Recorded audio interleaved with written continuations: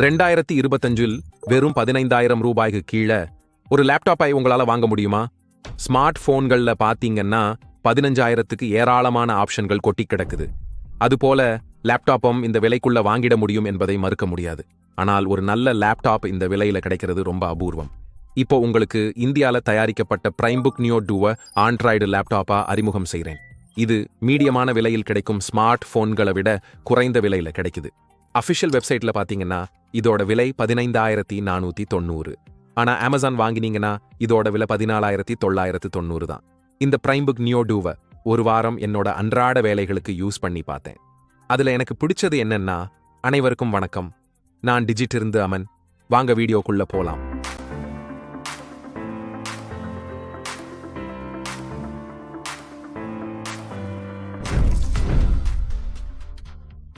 முதல்ல பிரைம்புக் டூவோ neo 11.6 inch display உள்ளது.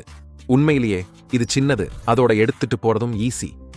நீங்க இதை ஒரு கையில பிடிச்சிக்கலாம், எந்த பேக் பேக்லயும் ஈஸியா வச்சுக்கலாம், வெயிட்டே இருக்காது.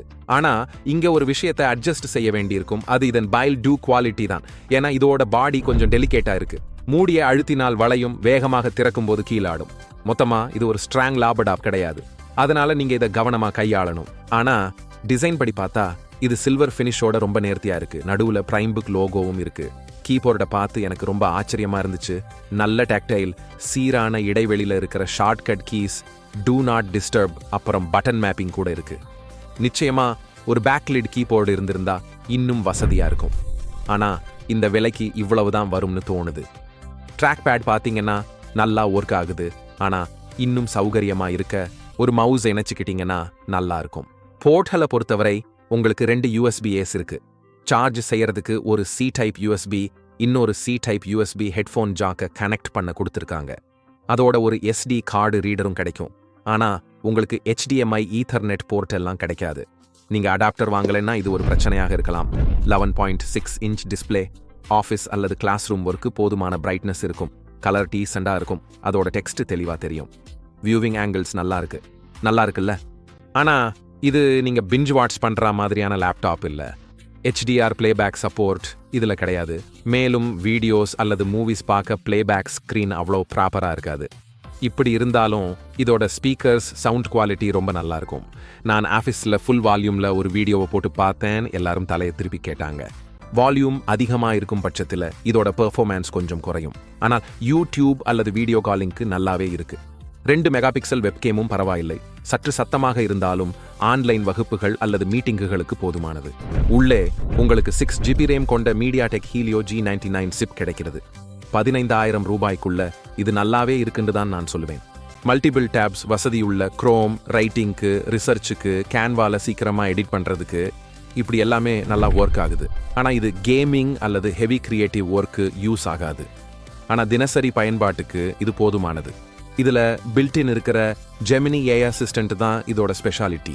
இதுக்காக டாஸ்க் பார் ஒரு ஸ்பெஷல் பட்டன் கொடுத்துருக்காங்க. கஸ்டம் ஆண்ட்ராய்டு பேஸ்ட் OS நாவிகேட் செய்யறதுக்கு இது ஹெல்ப் பண்ணுது. கூலஸ்ட் பார்ட் என்னன்னா இதோட லைவ் மோட். அங்க நீங்க உங்க ஸ்கிரீன் ஷேர் பண்ணிக்கலாம். ஜெமினி உங்களுக்கு ஸ்டெப் பை ஸ்டெப் கைட் பண்ணும். கிளவுட் PC சப்போர்ட்டும் இருக்கு. அங்க நீங்க விண்டோஸ் அல்லது லினக்ஸ் டெஸ்க்டாப்ஸை ஸ்ட்ரீம் செய்யலாம். ஆனா இது டெஸ்டிங் ஸ்டேஜ்ல தான் இருக்கு. அதோட பர்ஃபார்மன்ஸ் உங்க இன்டர்நெட் ஸ்பீடை பொறுத்தது. ஆனாலும் இது ஒரு சுவாரஸ்யமான கூடுதல் அம்சம். பிரைம்புக் நியோ டூல ஹீட் மேனேஜ்மெண்ட் வியக்கத்தக்க வகையில சிறப்பா இருக்கு. இத்தனைக்கும் பேட்டரி லைஃப் ஆவரேஜா தான் இருக்கு. குரோம், கேன்வா மற்றும் யூடியூப்ல வேலை செய்யும் போது ஃபுல் பிரைட்னஸ்ல என்னால 4 மணி நேரம் யூஸ் பண்ண முடிஞ்சுது. சில மாற்றங்களுடன் இதை 5 முதல் 6 மணி நேரம் வரை பயன்படுத்தலாம். சார்ஜ் ஆகவும் சுமார் 2 மணி நேரம் ஆகும். இது இந்த விலைக்கு இவ்வளவு இருப்பதே பெரிய விஷயம். அப்படின்னா பிரைம்புக் டூவோ நியோ யாருக்கு ஏற்றது? மாணவர்கள் அல்லது முதலாக வாங்குபவர்கள் அல்லது அடிப்படை பணிகளுக்கு ஒரு மலிவான போர்ட்டபிள் லேப்டாப் தேவைப்படும் எவரும் இதை வாங்கலாம். நிகழ்ச்சிகளை தொடர்ந்து பார்ப்பதற்கோ அல்லது அதிக வேலைகளுக்கோ இது தயாரிக்கப்படவில்லை என்பதை நான் மீண்டும் வலியுறுத்துகிறேன். ஆனால் 15,000க்கு குறைவான விலையில உறுதியளித்தபடி ஸ்மூத் பெர்ஃபார்மன்ஸ், ஈஸியா கையில எடுத்துட்டு போற மாதிரி இருக்கிறதோட உங்களுக்கு உதவ ஒரு AI அசிஸ்டன்ட் கூட கிடைக்கிறது. 2025 15,000 கொடுத்து லேப்டாப் வாங்கினீங்கன்னா இப்படித்தான் இருக்கும். இதை நீங்க தினசரி பயன்படுத்துவீங்களா? கமெண்ட்ல எனக்கு தெரியப்படுத்துங்க.